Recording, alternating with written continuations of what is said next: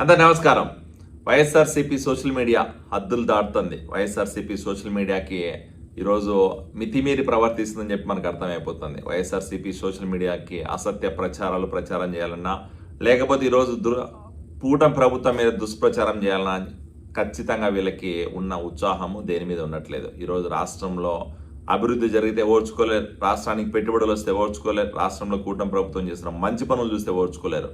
వీళ్ళకల్లా కావాల్సింది ఏంటంటే రాష్ట్రంలో రాజకీయం చేయడం, రాష్ట్రంలో శాంతి భద్రతానికి విఘాతాలు కల్పించడం, రాష్ట్రంలో కూటమి ప్రభుత్వం మీద బురద జల్లి కూటమి ప్రభుత్వం చేసిన మంచి పనుల్ని ప్రజలకు వెళ్ళకుండా ప్రజలను వ్యతిరేకత క్రియేట్ చేయడము, అలాగే క్యాడర్ మధ్య గొడవలు పెట్టడం, ఇది ఒక్కటే వైఎస్ఆర్సీపీ సోషల్ మీడియాకు తెలిసిన విద్య. అదే అజెండాగా వాళ్ళు బతికేస్తున్నారు. ఈరోజు వైఎస్ఆర్సీపీలో ఉన్న సోకాల్డ్ ఫేక్ ప్రొఫైల్స్ ఏదైతే కొన్ని ఉన్నాయో, ఆ ఫేక్ ప్రొఫైల్స్కి ఒక్కటే పని ఏంద్రా అంటే ఒక అబద్ధాన్ని 10 సార్లు చూపించి ఆ అబద్ధాన్ని కూడా నిజం చేయొచ్చు అన్న భ్రమలో వీళ్ళు బతికేస్తున్నారు. అదే గత 5 సంవత్సరాలు 10 సంవత్సరాలు చేశారు. ఈరోజు కూడా అదే చేస్తున్నారు. ఈరోజు పరిస్థితి ఎలా తయారైపోయిందంటే నిజం గడప దాటే లోపల అబద్ధం ఊరు మొత్తం తిరిగి వస్తుంది అనే ఒక సామెత ఏదైతే ఉందో అది నిజమని చూపించడానికి వైఎస్ఆర్సీపీ చేస్తుంది. ఈరోజు వాస్తవ పరిస్థితులు తెలుసుకోకుండా రాష్ట్రంలో జరుగుతున్న సంఘటనల మీద కనీస అవగాహన లేకుండా రాష్ట్ర ప్రభుత్వం అభివృద్ధి కోసం చేస్తున్న ప్రణాళికల మీద కేస్ స్టడీ చేయకుండా వీళ్ళకు తెలిసిన ఏదైతే హాఫ్ నాలెడ్జ్ ఉందో హాఫ్ నాలెడ్జ్ తోటి ఈరోజు ఫేక్ ప్రచారాలను క్రియేట్ చేయడం, ఫేక్ ప్రాపగాండాను క్రియేట్ చేయడం, కూటమి ప్రభుత్వం మీద బురద జరగడం అన్నది ఒక్కటే వీళ్ళకున్న అజెండా.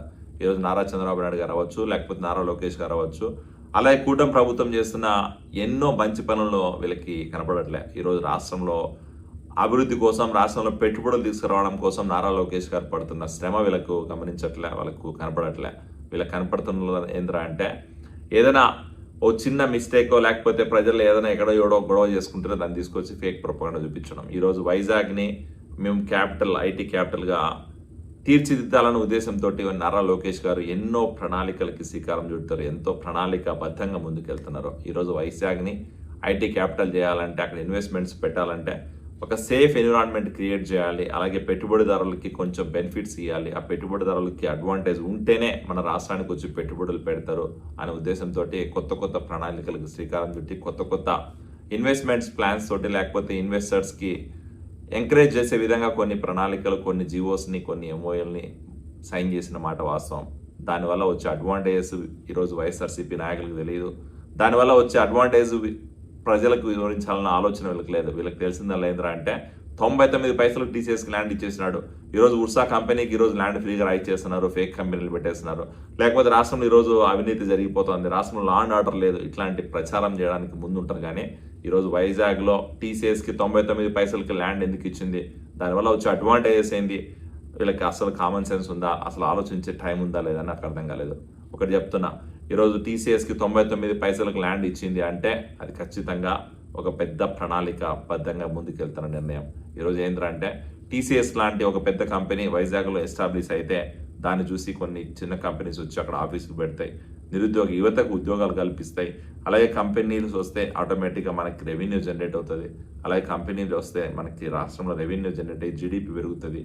అలాగే రాష్ట్రంలో కొత్త కంపెనీస్ వచ్చి మళ్ళీ ఎస్టాబ్లిష్ అవ్వడానికి, వైజాగ్ మళ్ళీ ఒక ఐటీ హబ్గా ఎస్టాబ్లిష్ అవ్వడానికి కావాల్సిన అన్ని ప్రణాళికలు ఈరోజు రూపుదిద్దుతున్నాయంటే దానికి కారణం కూటమి ప్రభుత్వంకి ఉన్న నిబద్ధత. ఈరోజు నారా లోకేష్ గారు వైజాగ్ని ఎలాగైనా కూడా ఐటీ హబ్గా తీర్చాలా, అమరావతి రాజధానిగా తీర్చాలా, కర్నూలుని ఎలాగైనా కూడా ఈరోజు మళ్ళీ న్యాయ రాజధానిగా తీర్చిదిద్ది అన్ని ప్రాంతాలని అభివృద్ధి చేయాలనే ఉద్దేశంతో కూటమి ప్రభుత్వం ముందుకెళ్తుంది. దాంట్లో భాగంగానే అభివృద్ధి కోసం, సంక్షేమం కోసం నారా చంద్రబాబు నాయుడు పనిచేస్తున్నారు, పెట్టుబడుల ఆకర్షణ కోసం నారా లోకేష్ గారు పనిచేస్తున్నారు.